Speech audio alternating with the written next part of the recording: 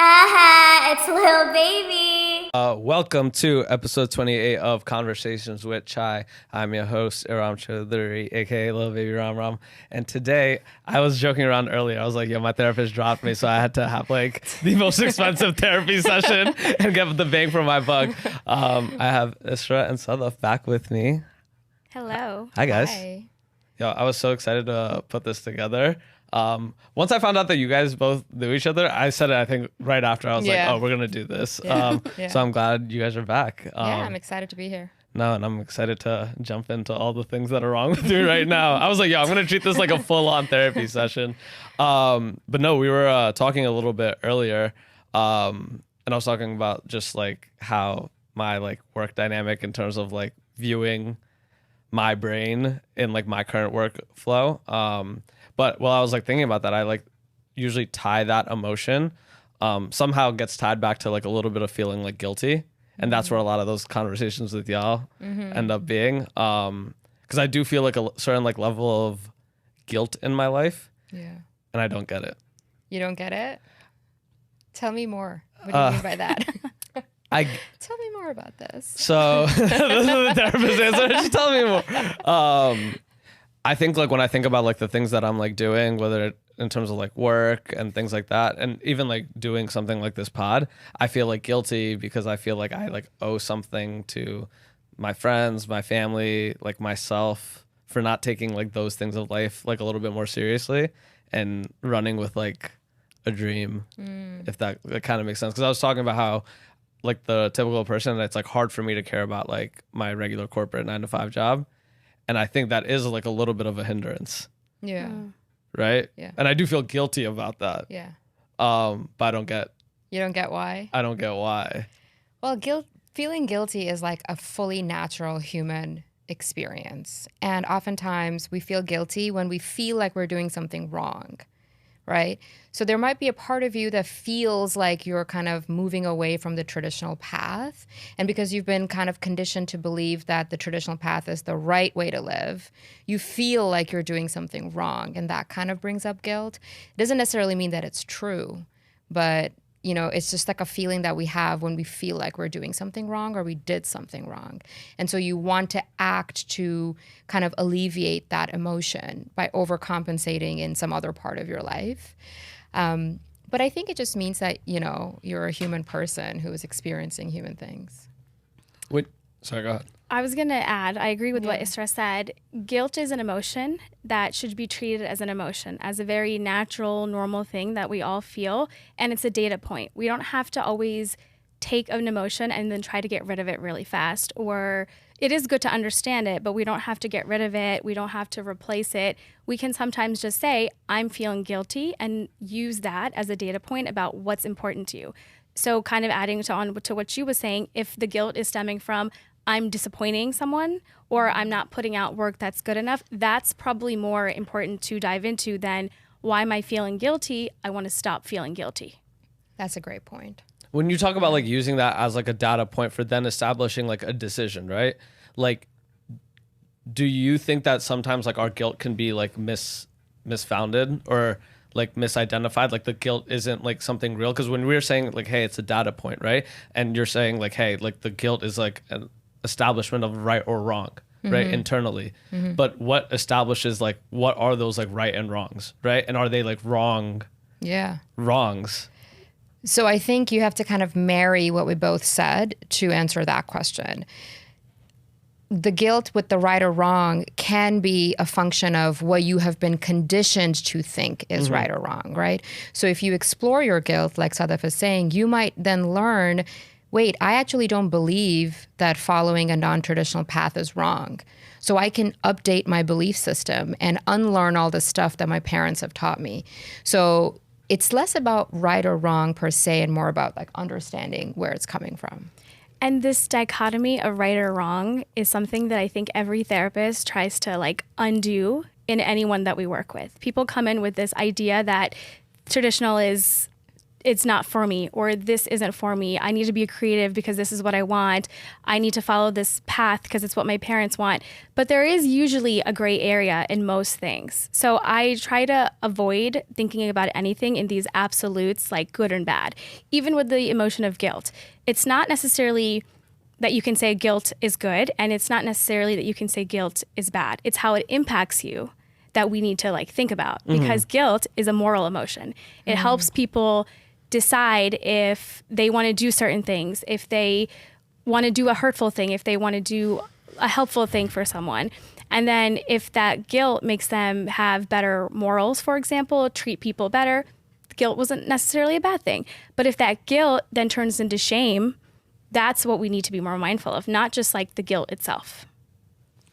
Okay, so something like, I'm going to take like a very mundane thing, right? Sure. Something I feel like guilt about, and I don't understand why. So I have no problem with like getting a tattoo.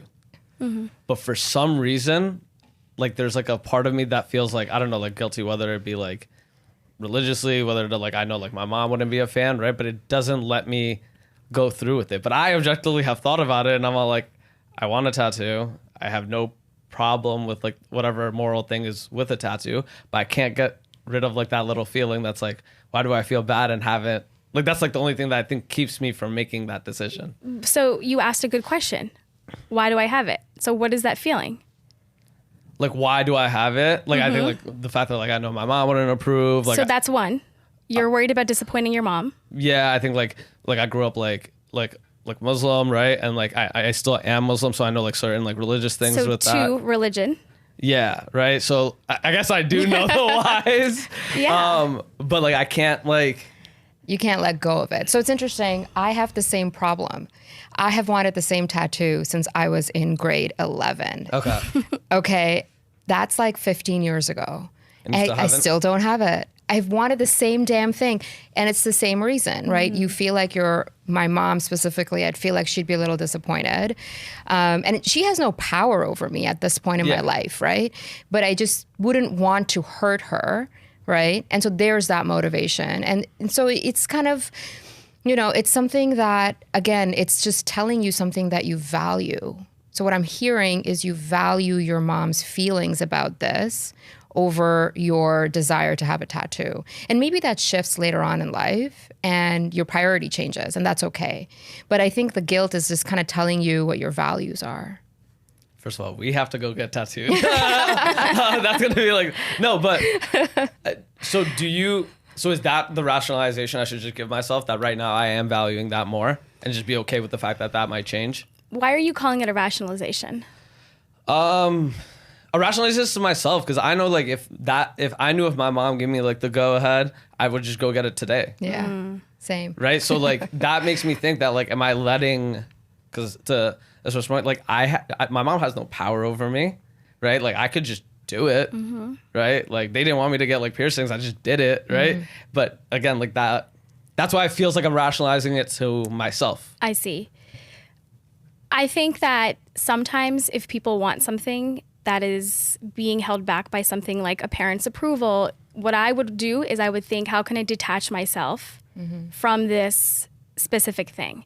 And you might come to the conclusion that you can't, right? That the attachment is there, it's okay, and that becomes more like heavy for you than the act of getting a tattoo.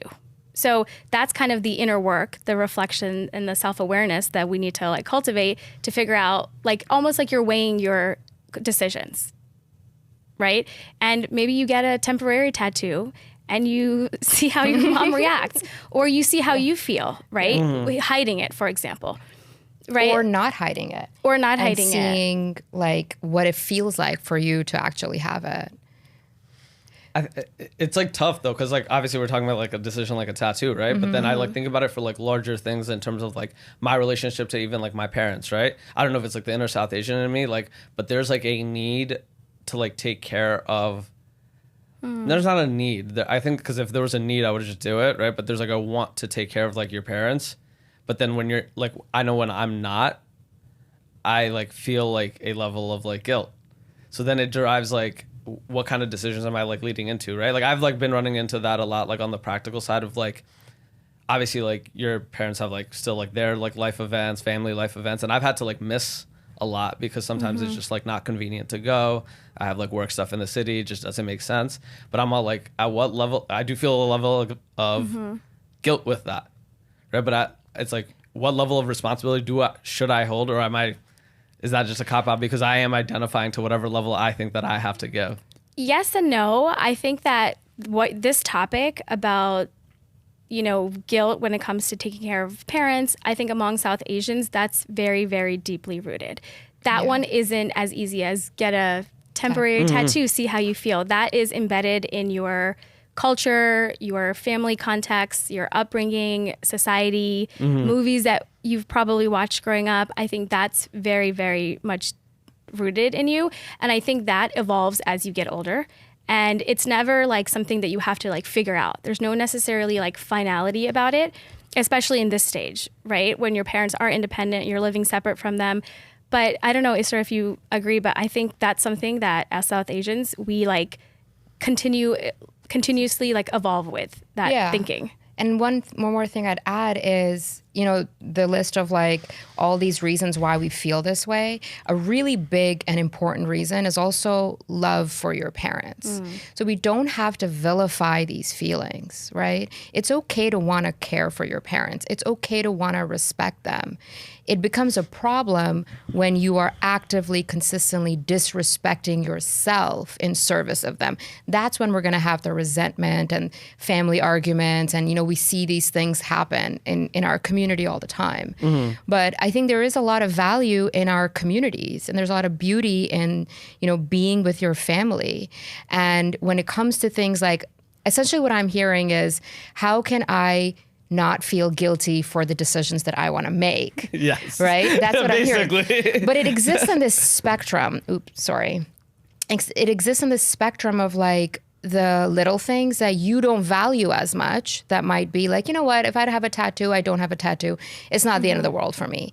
Versus the big things that you might value of, whatever it is that's really, really important to you, that you're going to make sure it happens for your parents. So you have to we can't have this like one size fits all solution to the guilt we feel about wanting to make decisions that align with our parents. We have to take it as a case by case basis for ourselves, and consistently, like, what Sadaf was saying, constantly be evolving it, constantly be checking in with ourselves, because we're also going to grow. There might come a time where your values change. And then all of the decisions that you want to make for your parents will change. And just because you feel guilty about doing something doesn't always mean that you shouldn't do it, right? It might be a good decision for you and you feel guilty about it, but maybe you have to do it. And that's okay too. So again, it's not about getting rid of the emotion, like Sadaf was saying. It's really about like, what is it telling me? What can I learn from it? And how can I navigate it in this moment? That shift that you said in the beginning about thinking about this as love versus obligation is really important. But I think with a lot of South Asians, especially immigrant families, they weren't taught that you do this out of love. They were taught that you do this out of obligation, out of responsibility, because we did so much for you. Yeah. And that's where that guilt, I think, really, really develops, because it's like, but I don't want to do it. And then also you're sacrificing your own needs and wants sometimes. And if you're not sacrificing your needs, then you're sacrificing their needs. Yeah. And it's like, you don't necessarily have that like middle ground, Yeah. It becomes like a zero-sum game. Exactly. Yeah. And so one thing I feel like could help is like intentionally saying, I still have a choice in this. I still get to decide, and I can still take care of them and establish boundaries. And that's going to look different for everyone. But I think remembering that you have a choice in anything you do is very empowering versus feeling like you have to do something. That feeling like you have to do something is where that guilt, I think, really comes from. Yeah, I would agree with that. I think an added layer to this, because this is so complicated. Yeah. Because, our parents do so much for us. And then so many parents are constantly reminding you of it, right? And it becomes this obligation. It becomes this like burden that we have to prove. We're like, okay, like, everything you did for me, I'm going to repay it. But it's just not possible, because ultimately this is a choice that they made to do, right? So they have to be held responsible for their choices to some degree, which is insane for me to say. And not everyone can do it. I fully understand that. But there's also another layer of guilt that I feel a lot of South Asians can feel, which is when you kind of supersede your parents. I don't know if you've ever felt that way. It's something that I personally struggle with a lot, is I have, because of their struggles, I've built a life that is so different from them. My opportunities are so different, right? Like my mom still works harder than me, 100%, right? And that, for some reason, makes me feel very guilty, right? And that makes me feel like, oh God, I need to like make their lives comfortable somehow. That's such like like my mom, like it makes me sad every time I call my mom and like my mom's like going to work, right? I'm not like, I'm like, damn, like that's when the guilt really hits in. Yeah. Like obviously like when I'm working it hits in too, but like anytime I'm going out and doing something social, right? It's like a problem. It's like, holy shit. Like I really do be just like having dinners and going to parties, like, and I'm all like, damn, my mom out here still like working. And like that has like, for me, is like a real level of like guilt. So somebody the other day told me that they were like, yo, you're a good son. And I dead ass like started crying because I was like, I don't know. Yeah. Like I really don't know sometimes. And like that, it's rooted in a lot of that, right? Yeah. Like where it's like, damn, like the life that I be like living based off of like what they did and then what they still, doing. Yeah. And so I think we really need to find a place for gratitude and our own sense of agency. So that's something that I constantly work on for myself, is I need to be grateful for them, but I also need to realize that I have my own sense of agency and I'm entitled to this life. And one thing that has been helping me a lot is really reminding myself that they are happy in this joy of mine. This is why they worked hard. So it would be kind of paradoxical for me to reject this, because this is the fruits of their labor, and my own too, to some degree, right? And so you constantly have to talk yourself through it. And I think the only time it becomes really harmful is if you let the guilt overtake it. Like the guilt cannot be in the driver's seat. So you can feel this like seed of like guilt that comes from love and gratitude that you're feeling, right?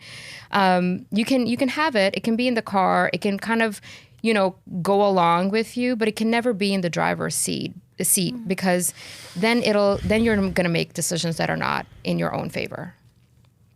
I think that's like, I like battle with the part of like the gratitude of it, right? Because there are like, again, like I think like holding like your parents accountable for like their decisions, I'm like, there are certain things that like I'm like, damn, I don't do enough of this, and it's like, but it's hard to like hold them to that accountability when I know they've already done so much, right? Like understanding that like my parents are like people who like made mistakes, like growing up and like raising me, right? Like it's hard to say because I know they've done like so much, right? And like that in itself is like a certain level of like, yo, I can't even apply like that level of like agency, right? Like, cause like that guilt is still like there too, right?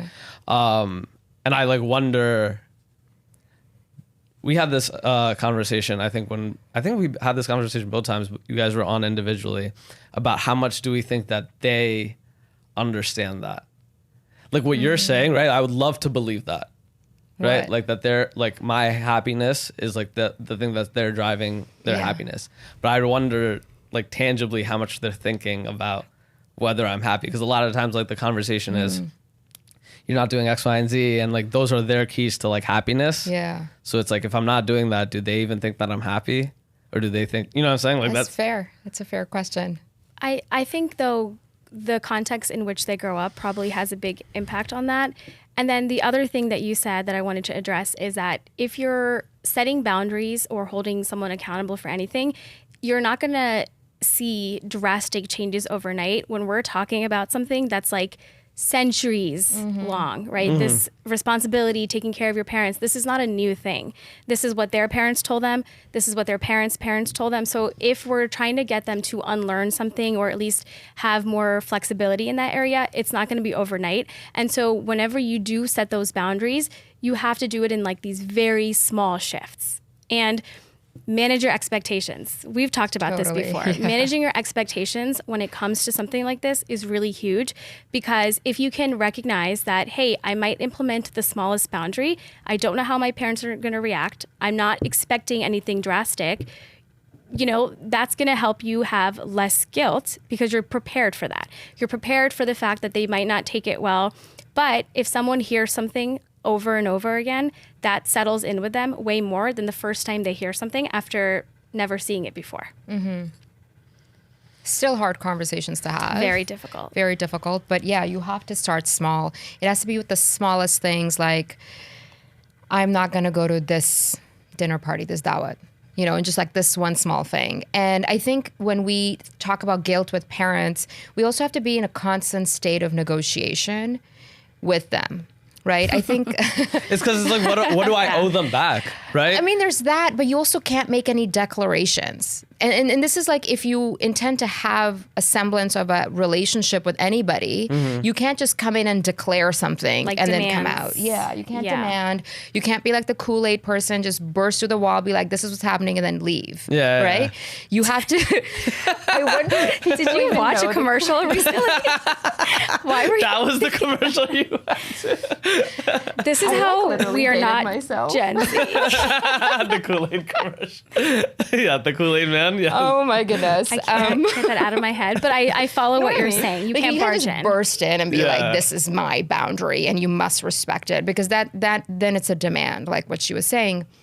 So you have to be in a constant state of negotiation with them, where you have to give a little, they have to give a little, and everyone's little is different. So if your parents do a very little thing, but it's a big deal for them, absorb that. And the same for you. Like, if you just do a small thing and it's a really big deal, let them know that this was a big deal, right? Like, even like getting a tattoo. It might be a small thing to you, but it might be a really big deal to them. You're talking about like the communication part of that. Communication and what you're willing to budge on when you're thinking about the these openness. boundaries. Yeah, the openness, but also like how are you going to meet in the middle, right? Like, what your boundaries are. You have to kind of negotiate them over and over and over again. Well, I also want to say, though, I feel like it's important to acknowledge that negotiation process, because I have been through it, right? It's draining. Yes. It's emotionally exhausting to sit there and negotiate and prep for how your parents might react to something. Yeah. But I think I appreciate what you're saying, because what I'm hearing is that you're like, if you're going to expect something and they're giving even a little bit, still be open to receiving it. Yeah. Don't disregard even the smallest shift, because for them that might be really big. Yeah, and that's how you close the gap over time. Over right? a long time. Yeah, that's true. I think it goes into like the gratitude portion of it, right? Because it's hard to like identify, like, because I'm like, damn, I would have liked this from my dad, or I would have liked this from my mom, right? Yeah. It's like, I didn't get that, right? But then at least I got this. It's hard to like rationalize and then feel grateful for like, yo, they made a huge thing. Because I understand as a person how hard it is to change anything about myself.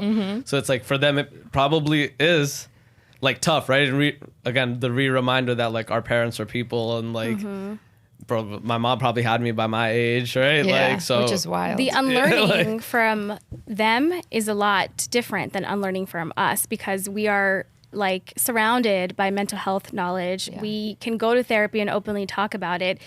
They have never done that, right? They often relied on family and siblings for support, but there's still some things that they could never even talk about with them that were kept within the family because it was bringing shame or guilt. So their unlearning is so deep. And I think like even like, so like the cultural pieces of this are so like unique to me, because I'm all like, you said something like, hey, like our parents like had to rely on like their people. Their people was brother, sister, mom, right? And it was like regardless of behavior almost, right? It was like, it didn't matter how my brother or sister like treated me, right? It was like, or how my parents treated me, right? Like, this is my family, right? Yeah. It was like almost unbridled like loyalty to a cultural thing. But we are in a new position where I'm like, yo, some of my friends, that's my family. Yeah. Like, yeah. I picked those people. Yeah. Like, those people are more reflective of me than a lot of people who share like blood with me. Not everybody who shares blood with me, but a lot of people, like, these are my people, right? But it's like hard to even something like that to remind to like my parents. I'm like, yo, like this time and this engagement that would be so important in our family is maybe less so than like my boy just got engaged. Yeah. Like that to me is almost even a little bit more important because like love my family, right? But there's like levels and even varying degrees of emotion. And even that sometimes comes with guilt. Yeah. I have like very practical situations where I have like a cousin's like engagement or something like that, or distant cousins or distant family friends. And then I have like something for like my people's, like my friend, like my best friend. That you have to show up for. That I have to show up for. Yeah. And it feels bad because it's like, that's my family. And I was raised in this like, like you're a part of a family, but like You have to homie make over here is choices, also my family. Yeah. Yeah. So this might be a hot take, but life isn't always supposed to feel good. But that doesn't mean that what you're doing is bad, right? Like you're not always going to feel good about every decision. So you just what we have to learn is to learn how to cope with these feelings, right? And of course, if you are intentionally harming people all the time, like that's not what I'm saying. But like every decision is not going to feel good. And we have to become okay with that if truly our intentions are good, because you want to show up for your friends. It's aligned with your values. It's aligned with how you want to spend your time that day. It's coming from this place of deep love for a chosen family. You're right. So you're being really thoughtful about where you're putting your time. And you might not always feel good about it, and that's okay. I love that reminder. Yeah. And I think the other thing I'll say is, this is something that I've very actively worked on myself, is that sometimes it's okay to disappoint your parents. And we all decide when to do it. But sometimes in life, these big moments happen where we have no other option than to choose to disappoint our parents. And that requires a lot of thinking and courage and strength. It has enormous blowback for some people. And it also requires a lot of healing and repair afterwards. So if you're choosing to do that, you have to be really thoughtful about it.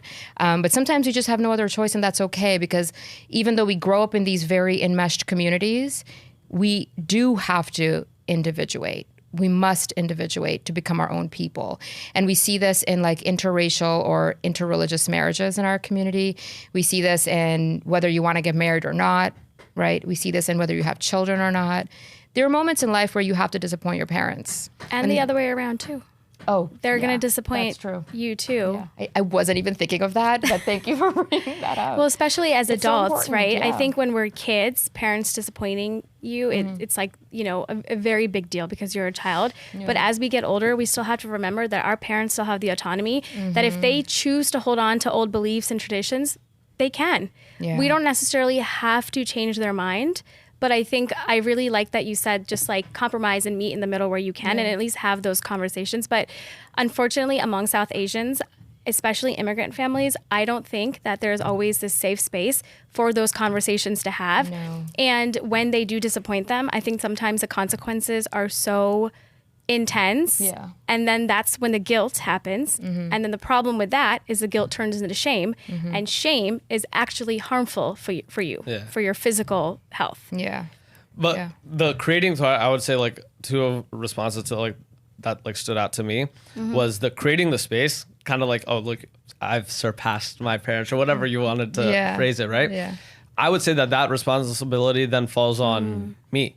Right, like to create, or y'all to create, right? If y'all really believe where you are, right? Because I think like we've accepted certain like patterns of like communication and certain like how these conversations are supposed to go, but that's because like they said it like that. That's But really true. I have like like I'm me now, right? And I'm a grown ass adult, right? Like I have the power to now say like no, like we're gonna communicate like this. Yeah. Right. Yeah. Or like, because otherwise we're just not going to communicate. Right. I love it's like, that point. It's like setting that tone. Right. Like, but it's again, like that is difficult for me. Right. Because I'm like, damn, it is draining.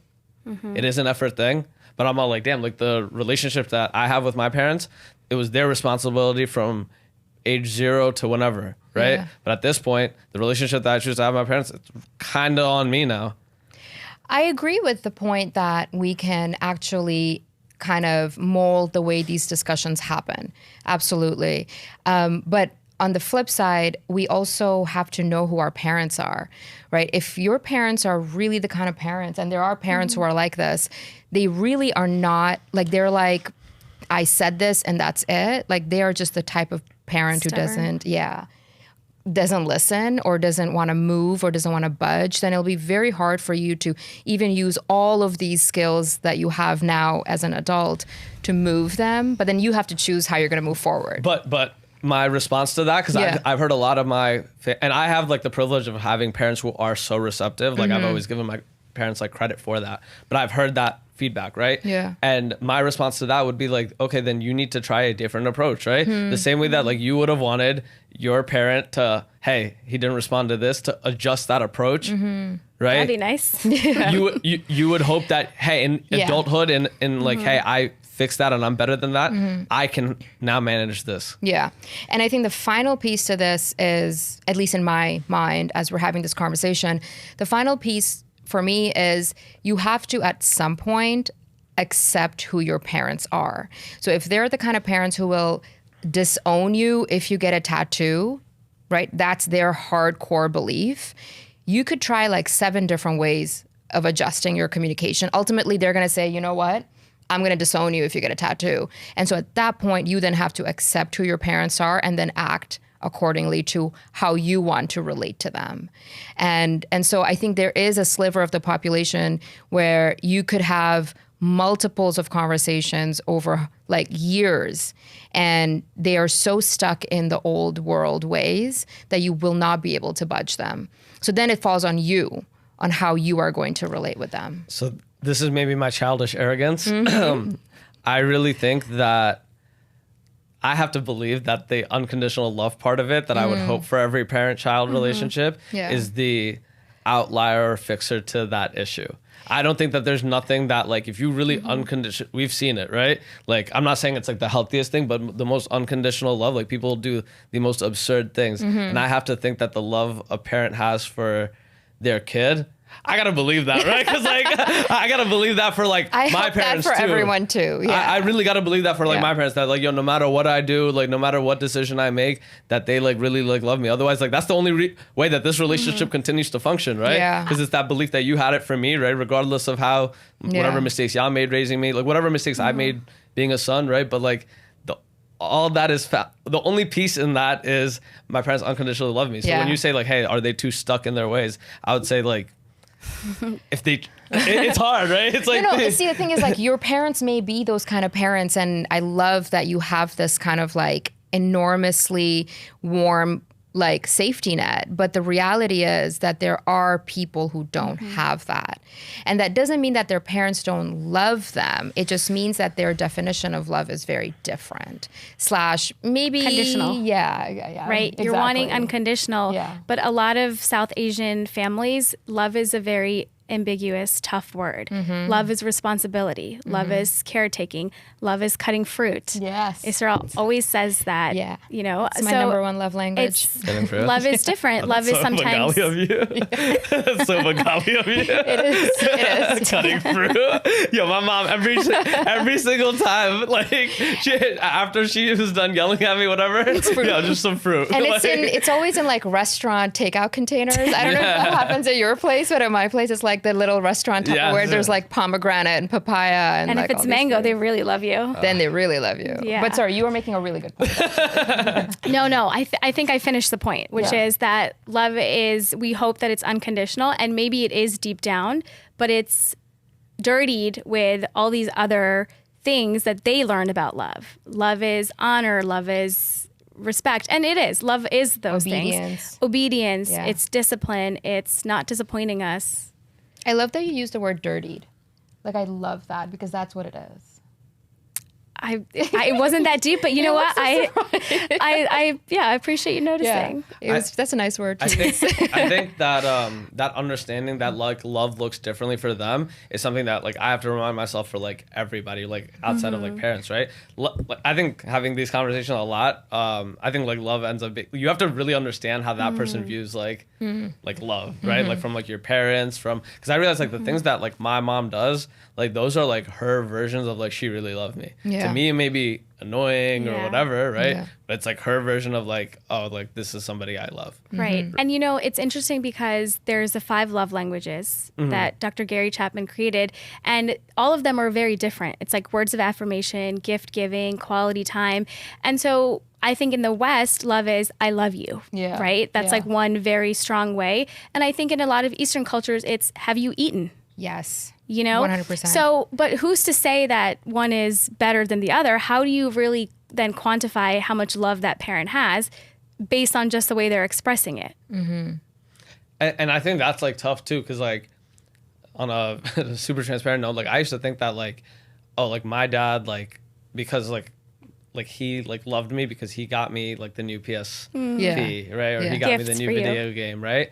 Like Yeah. that's how I thought that my dad like really loved me. Yeah. And I used to think like, oh, like, but I like realized like my mom very quietly loved me in the fruits. fruits and the foods and like the things like that, because I realized that both parts definitely scratch like parts of my brain. Yeah. Like when friends like cook for me or like significant others like cook for me, I'm just like, oh, I like really feel it. That's how I actually knew my mom. Like that's how my sister said that she realized that I was my mom's favorite. My sister asked for mango, I guess like early in the day.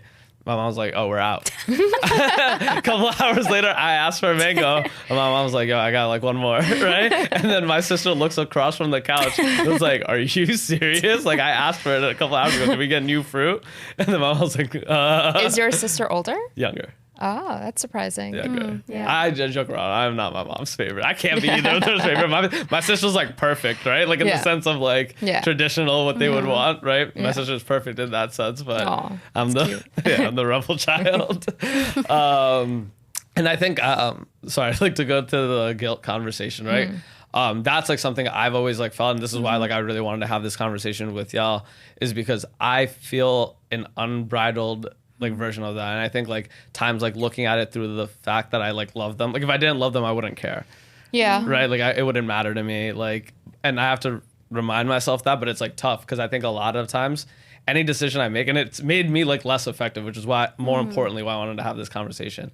Every decision is slowed Yeah. by a level of guilt, because I realize it's not helpful. Like it's not helpful. Like, I know what decision I'm making, Yeah. but the like laboring over I understand that it's like an emotion and I have to process it, but I think the length of time and things that it takes for me to like process that is like too heavy a cost. Like you're sitting with that hard feeling for too long. Yeah. Yeah. I think it's like ruining like, which is crazy. Like when I think about it, I'm a generally happy, like content person, right? Yeah. But the fact that like a lot of my nights are like spent like thinking about something like guilt is like an uncomfortable like feeling. Well, I think Yeah. that's where coping mechanisms really come in, right? You have to have certain outlets. I think for me personally, when I feel guilt, I have to talk about it with someone. You know, it's whether it's my husband or my sister, I have to talk it out because that's how I process.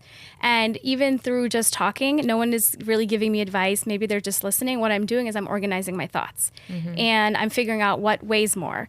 And kind of what Israa was saying earlier, sometimes as you're processing guilt or shame or anything like that, you have to accept first that it's not going to be a good process, right? Yeah. That distress tolerance, so key for something like guilt. Being able to sit in it. And then also, like, I think sometimes based on the emotion, sometimes people feel paralyzed, as in they can't act, it consumes them. And other times people have like intrusive thoughts and all they can do is like do things impulsively. So you have to figure out like what is your like knee-jerk reaction to something like guilt, and which way do you want to go? Do you actually need to slow down more? Or in your case, maybe you need to be a little bit more action-oriented. Maybe you need to write down your thoughts. Maybe you need to spend less time talking about it with others and go more inward, right? So how you deal with it is also based on how you process information. If it's the intrusive thoughts one, what is then the next step in like a process for that? Yeah, that's a great question. So with intrusive thoughts, it's also like a layer of things you can do. So for some people who have intrusive thoughts all the time, I say put on a playlist, do something that's going to ease your mind, get rid of that thought. If it's an intrusive thought and you just feel like it's so much on your mind, dump it, write it out, type it out, email it to yourself, talk to a friend. And then if that intrusive thought is then preventing you from being able to focus, right? Change your environment or take one small action where you can tell yourself, I did something to it, and that's all I can do. And then I have a client who does this technique that I suggested that I had no idea if it was going to work for her because it doesn't work for me. Yeah. But I suggested it to her, and I suggested to have like 30 minutes in a day where you have like worry time. Yeah. And in those 30 minutes, you're not just sitting there like only worrying, but you're sitting there and saying, what's really the root cause of this, right? Because what we also discovered today is that guilt isn't just guilt. There's so many layers behind it. There's like the cultural component, there's the root cause of it, and sometimes it's not really guilt, it's another feeling. So in that 30 minutes, like save it, compartmentalize during the day, and then when you get to that worry time, take small actions and slowly address it. Right. So that worked for her. That doesn't work for me. Address when you say address it, you're saying address the feeling of the guilt, or like are you when you say like or the an action? decision, like the decision you have to make. That's what I understood. Yeah, so that could be one of it. So if you take an example about the tattoo, maybe in your worry time, you first sit down and you do what we did is, hey, what is the real reason I feel guilty? And you realize at the end of it that what it is that you really don't want to disappoint your mom. And that is more like heavy than anything else. And so then you go back to that, because then the issue is no longer guilt that you're addressing. The issue is, why do I have this huge fear of disappointing my mom?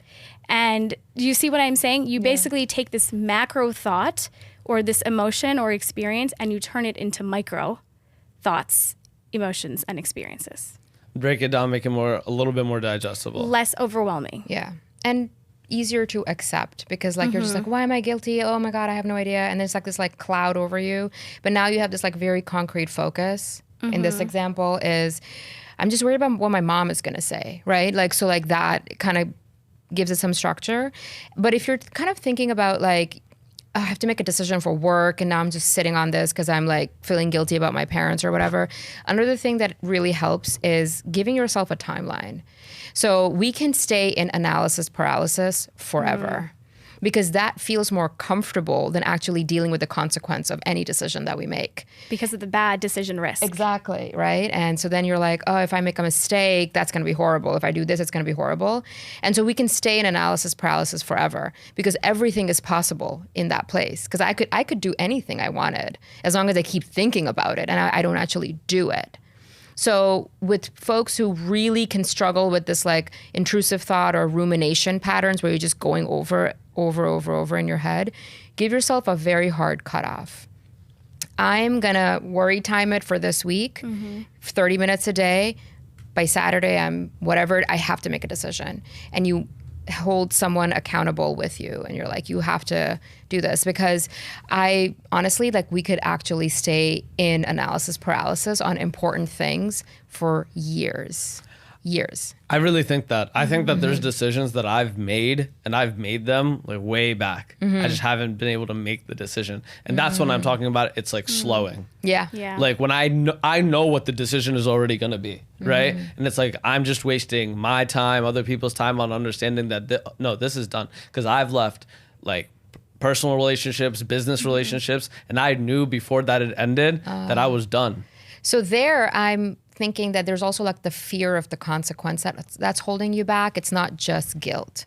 If you already know what you want and you're hesitating on just making it real, whether it's the fear of having that uncomfortable conversation with the person, right, and immediately getting their reaction, and you're like, I don't know how to cope with this, whether it's hurting their feelings, whether it's being perceived a certain way, there's something else in that decision that you're just kind of extending this comfort period. So it's, I guess our example has kind of just evolved. But in this specific scenario, if you're talking about business or partnerships or whatever, what you're actually delaying is the consequence you know is going to happen if you've already made the decision in your head. So then it comes to like coping, like Sadaf was saying, coping with disappointing people, coping with them thinking that you are a jerk, let's say, right? Like coping with them being like, oh, Ram, he's kind of flaky. He said he'd do this, but he's not doing it. You have to learn to cope with those things. But that's what I'm saying, that the guilt plays into that, because then it's like eats at me double time, right? Yeah. It's like that's where the guilt really plays into, at least for me. it's like as I'm about to make a decision or I'm going to, like I know that the guilt that I will feel after the decision has been made. But if it's inevitable, you have to learn how to deal with that feeling, right? I'm trying. Every decision you make has a risk. Yeah. Right? But if you're intentional about your decision, you reduce that risk. But, you know, like Israa said, you don't ever know if you're making the right decision. But if you go in like in a thoughtful way, you're just going to have less regrets. But that's kind of a risk you have to accept with anything. Yeah. Or if we break down like a recent, like, so you're like, oh, you know, I've left business partnerships mentally long before I physically left them. Yes. What happened when you physically left them? Likely the same consequence had you left 6 months ago. Yeah. And it Right? was never as bad as what my mind had already envisioned. You know what I'm saying? Exactly. Like, So you're going, if you know you have to do something, you're going to have to deal with the consequence. So essentially what we have to do as people is to really work on boosting our emotional resilience skills, our coping skills, in being uncomfortable with other people thinking we're a certain way, in believing ourselves versus somebody else's opinion of us. We have to get really comfortable in disappointing people. We have to get really comfortable in being wrong, right? And all of these things need to be in our coping toolkit. And that takes a lot of time to build. And nobody ever makes it perfectly. But if you feel confident in your own ability to help yourself and self-soothe and manage your emotions, it will lessen the time you sit on these decisions. And it just like will be way more helpful. on a very practical level, this is why I really tell everyone just to like go. I know everyone says like go to therapy, right? Because it's like the fun thing to say right now. But I really think that it will Is it the fun thing to say right now? Yeah. Are we fun now? Yeah. You guys are like the coolest people ever. Like saying yo, I hang out with my therapist is just like the most fire like thing, or like whatever. Like, oh, my friend's a therapist. It's like, oh, like that at least to me makes it super interesting. But I would say like I wouldn't have believed this like 5 years ago. No. Really? Yeah. Yeah. No, Therapy was so stigmatized 10 years ago. And everybody, Even now a little bit. yeah, and We're everybody getting better. thought we were like cardigan wearing, super frumpy, just like people who would blame your parents for everything. Like it had such a terrible connotation. But I think that's why it's super cool that like y'all exist, right? Because it's like it completely reshapes. Because that's exactly what I would have thought about, right? You think about like Sopranos, you think about like whatever you've seen, right? It's just like this like very uptight like therapist who has it all together, right? And doesn't have like a real grasp on you, right? Yeah. But like you realize like your therapists are like real people. They are actioning the things that they're like probably discussing with you on a day-to-day, and it definitely makes me feel good anytime y'all say like, yo, we feel those same things. Yeah. Like too, because I look at y'all like, okay, like they're like very functional like people, but it's like, oh no, they have the same feelings of like guilt or regret or what have you, and it's like it's nice to know that, right? And that's why I was like I don't know if that was like off camera, but when we were talking about like creatives and like I always tell creatives to go to therapy because I think it's clouding their business acumen, their creative acumen, because I think a lot of those things, once you can deal with them and like really process them, your output as a creative is better.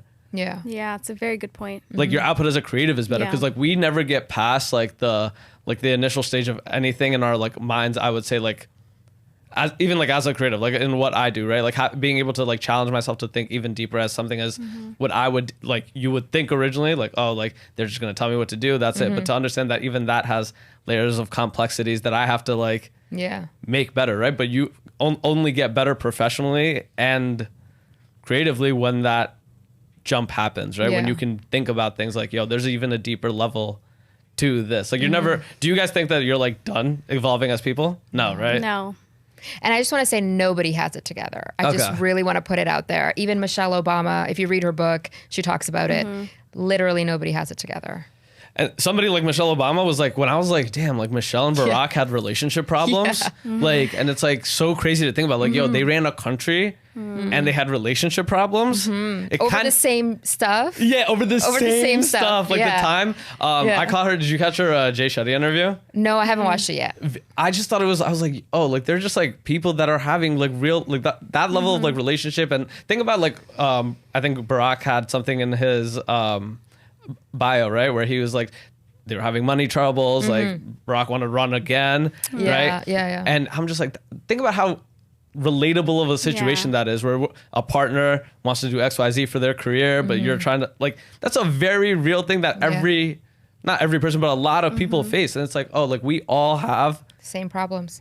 I think that's my favorite thing about becoming a therapist is learning that emotions are the most universal things. We can look different, we can act different, we can think different, but we all feel the same things. We feel varying levels of it, but we feel the same things. And if I tell you that I experienced jealousy one day and you've experienced that and we're very different people, we're going to have that emotion in common. We're going to know what that feels like. And I always think that is just so beautiful among humans, is that emotions are what really bring us together.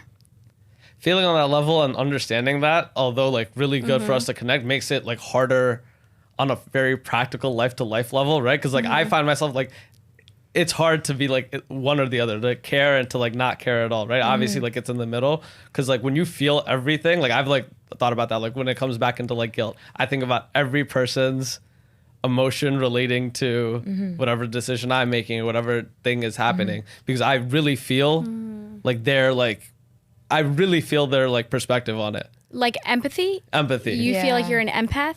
Yes. Where you absorb other people's emotions? Yes.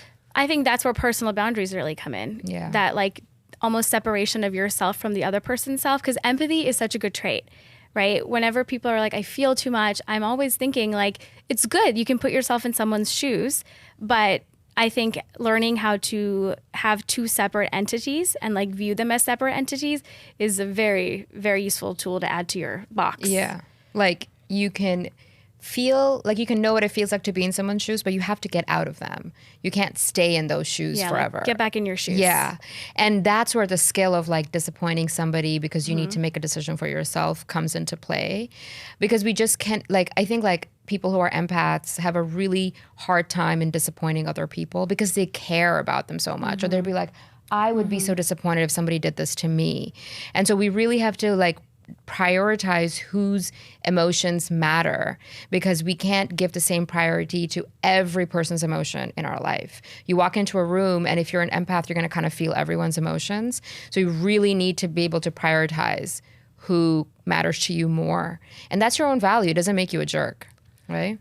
Episode 3 of this iteration is going to definitely be like, I feel that way in the sense of like, when it comes to like people around me, like I really had to get outside my parents' house, right? Like to be 100%. Because I like realized like I'm so like I feel each of their moods and like it's like just like a lot to like really process. And I like think about like, yo, like growing up, like it was just like not like really like it was like me and my mom on like a personal level.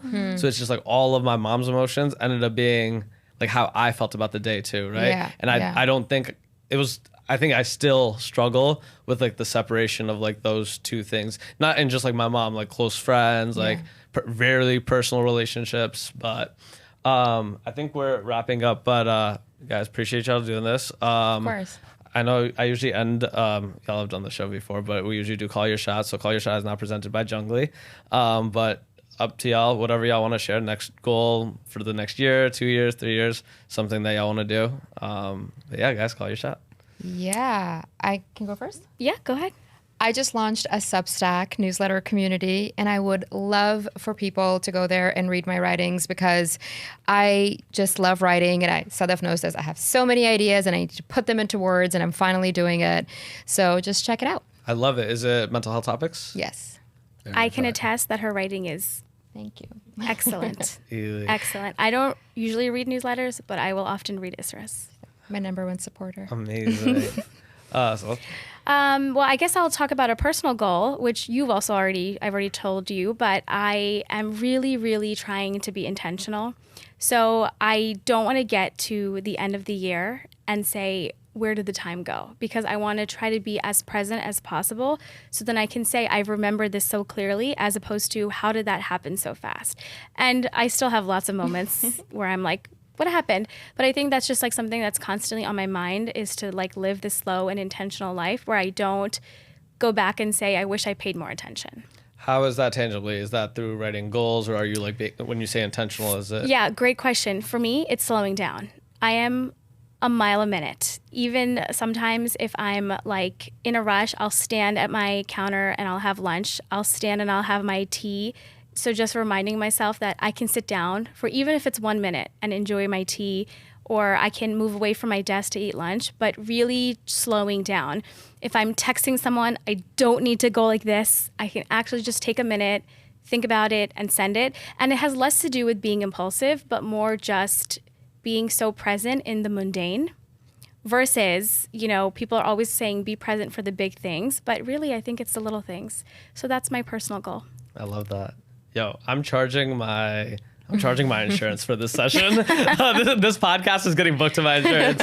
But Israa, Sadaf, thank you guys so much. When y'all are back, thank you. I know we will do this again because I'm gonna need a tune-up every once every other month. But thank y'all, appreciate it. Yeah, thanks for having us. Absolutely, thank y'all for listening. Peace.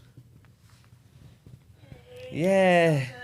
Thank you. That was fun. I remember the day you said to me that you were like, I don't want this year to go by. And I say that every month to you, though. Damn, I need to do this too. It's hard to do. That's why so I think his hard. question at the end about, like, well, what does that tangibly look like? I think that's so important because people have